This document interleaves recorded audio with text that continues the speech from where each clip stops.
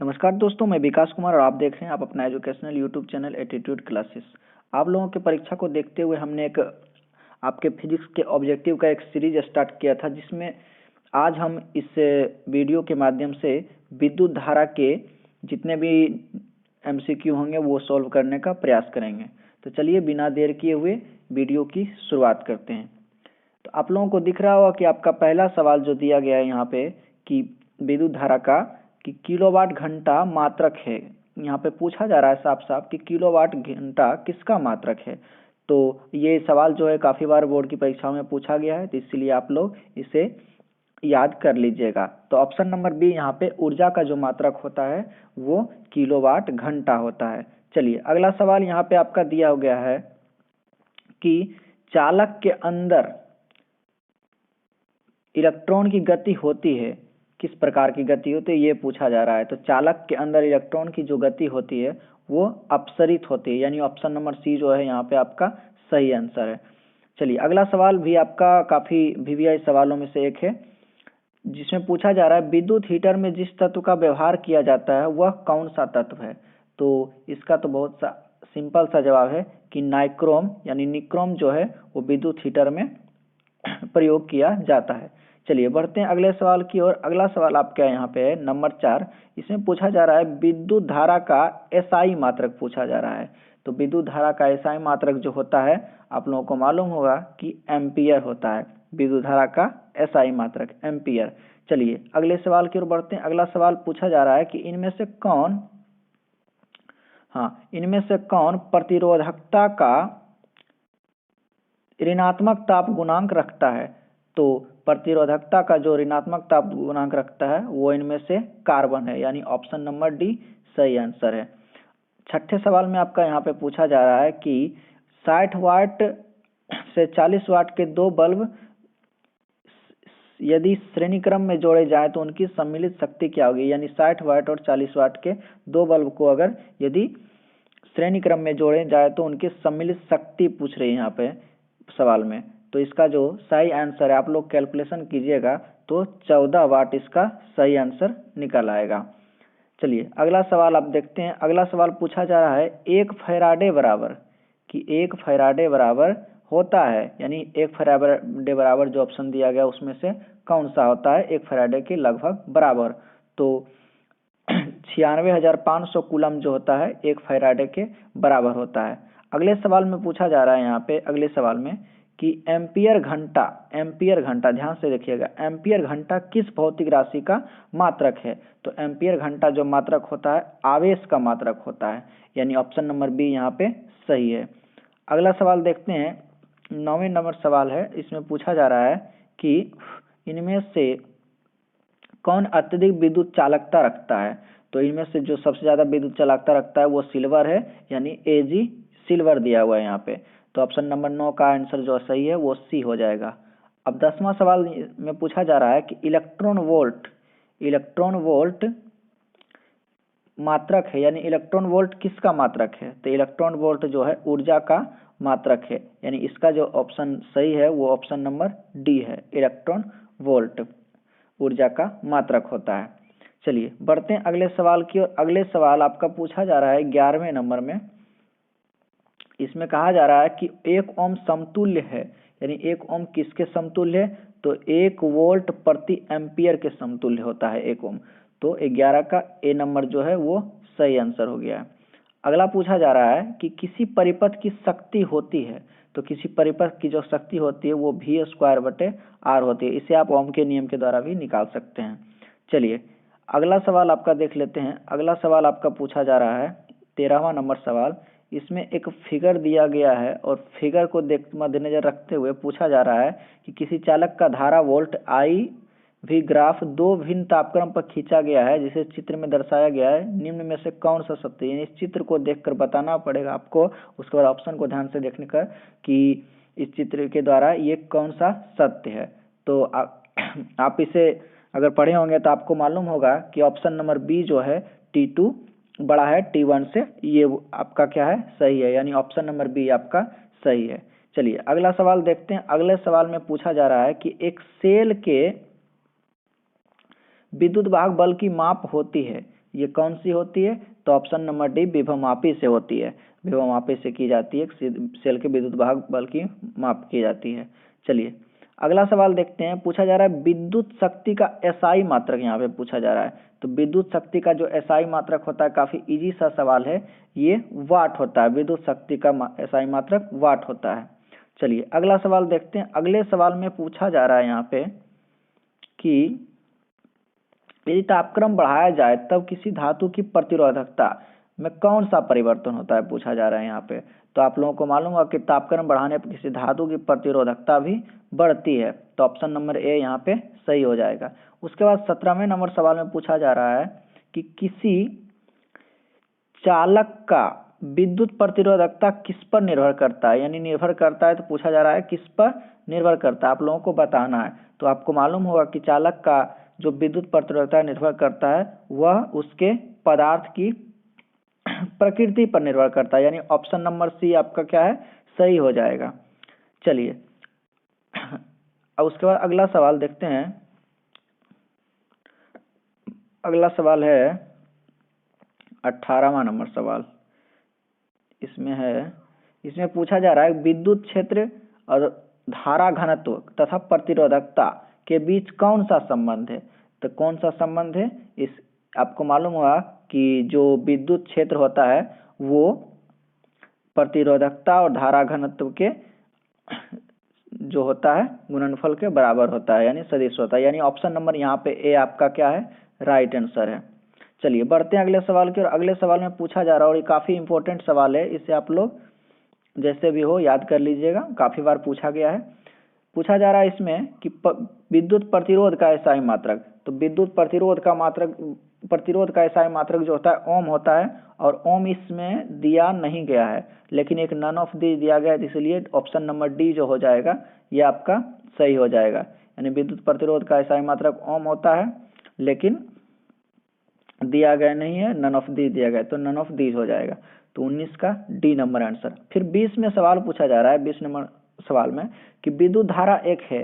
तो विद्युत धारा आप लोगों को मालूम हो कि विद्युत धारा एक अदिश राशि है। तो 20 का बी नंबर आप टिक कर लीजिएगा। चलिए बढ़ते हैं अगले सवाल की ओर। अगला सवाल में पूछा जा रहा है 21वें नंबर सवाल में कि किसी परिपथ का वह गुण जो विद्युत धारा को उष्मा में बदलता है।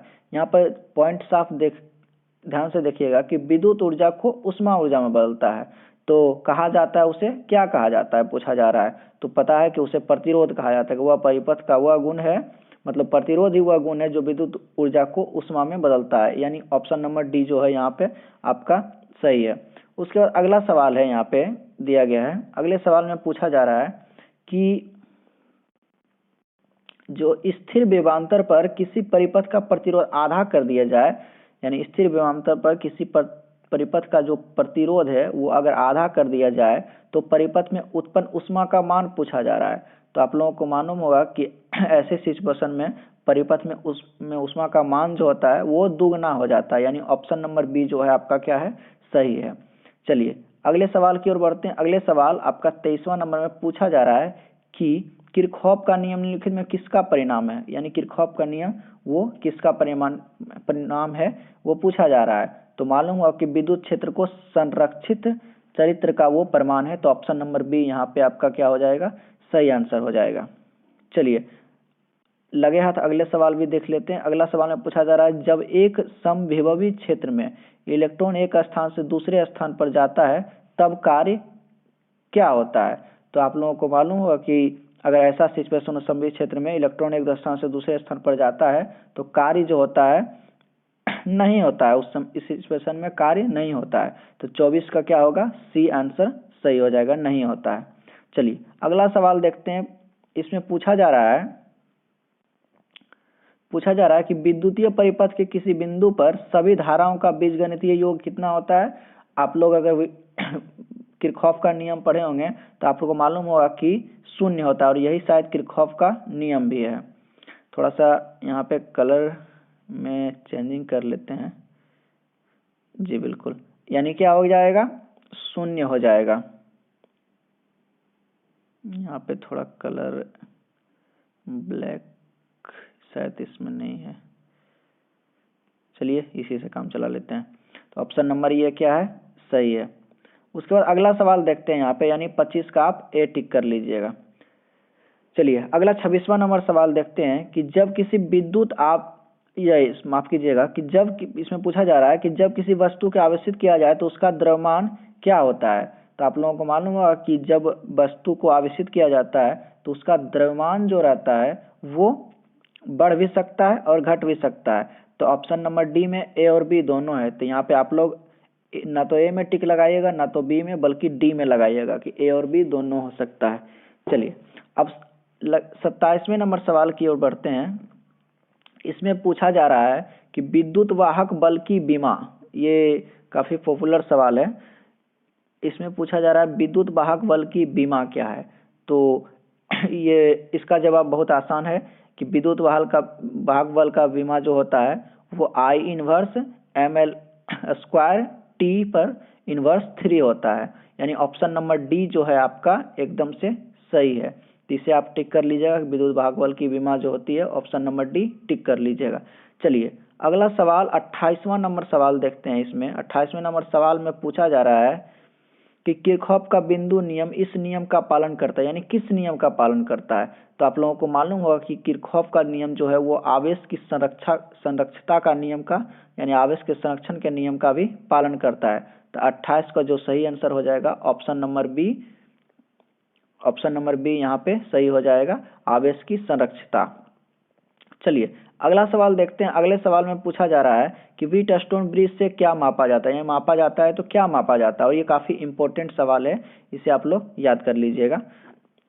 चलिए इसमें पूछा जा रहा है क्या व्हीटस्टोन ब्रिज से मापा जाता है, क्या मापा जाता है। तो आप लोगों को इसका जवाब आसानी से पता होगा कि उच्च प्रतिरोध भी मापा जाता है और मापा जाता है इसमें निम्न प्रतिरोध, यानी दोनों तरह के प्रतिरोध। तो ए और बी, ऑप्शन जो सी है आपका ए और बी, ये आपका सही हो जाएगा, ऑप्शन नंबर सी। चलिए अगले सवाल की ओर बढ़ते हैं। अगला सवाल पूछा जा रहा है यहाँ पे आपका 30वां नंबर सवाल, और इसमें पूछा जा रहा है कि सेल का विद्युत वाहक बल मापा जाता है, यानी सेल का विद्युत वाहक बल किससे मापा जाता है। तो ये एक बार और आ चुका है सवाल। तो ऑप्शन नंबर डी विभवमापी से मापा जाता है, ऑप्शन नंबर डी टिक कर लीजिएगा। चलिए अगला सवाल देखते हैं। अगला सवाल पूछ रहा है इसमें कि आपको 1 ओम के 3 प्रतिरोध दिए गए हैं, इनके संयोजन से न्यूनतम प्रतिरोध प्राप्त किया जा सकता है, यानी इनको जोड़कर न्यूनतम प्रतिरोध क्या कम से कम पूछा जा रहा है, कम से कम प्रतिरोध क्या प्राप्त किया जा सकता है। तो अगर 1 ओम के 3 प्रतिरोध है तो 1/3 ओम का न्यूनतम प्रतिरोध प्राप्त किया जा सकता है। तो ऑप्शन नंबर डी जो है ये आपका सही हो जाएगा। चलिए बढ़ते हैं अगले सवाल की। और अगले सवाल में पूछा जा रहा है कि एम्पियर घंटा मात्रक है, यानी एम्पियर घंटा किसका मात्रक है। तो एम्पियर घंटा जो मात्रक है आवेश का मात्रक है एम्पियर घंटा, ऑप्शन नंबर बी इसका सही हो जाएगा। उसके बाद 33वें नंबर सवाल में पूछा जा रहा है कि विद्युत धारा की इकाई नहीं है, यानी विद्युत धारा की इकाई नहीं पूछा जा रहा है। तो आपको मालूम होगा कि कूलाम सेकंड जो विद्युत धारा की इकाई है, एम्पियर सेकंड भी विद्युत धारा की इकाई है। नन ऑफ दी तो ये शायद बाद में देखेंगे, लेकिन पहले देखेंगे कि अगर कोई है इसमें ऑप्शन में। तो ए विद्युत जो है एम्पियर सेकंड जो है वो विद्युत धारा की इकाई नहीं है। तो एम्पियर सेकंड हो जाएगा सही आंसर इसमें, क्योंकि इसमें पूछा जा रहा है कि इकाई नहीं है, तो एम्पियर सेकंड जो है इकाई नहीं है। चलिए अगले सवाल की ओर बढ़ते हैं। अगले सवाल में पूछा जा रहा है कि निम्न इनमें से कौन सबसे अधिक प्रतिरोधकता रखा है, यानी इनमें से कौन सबसे अधिक प्रतिरोधकता रखता है। तो नाइक्रोम जो रहता है, नाइक्रोम ये सबसे अधिक प्रतिरोधकता रखता है। तो ऑप्शन नंबर डी क्या है, सही है, 34 का डी।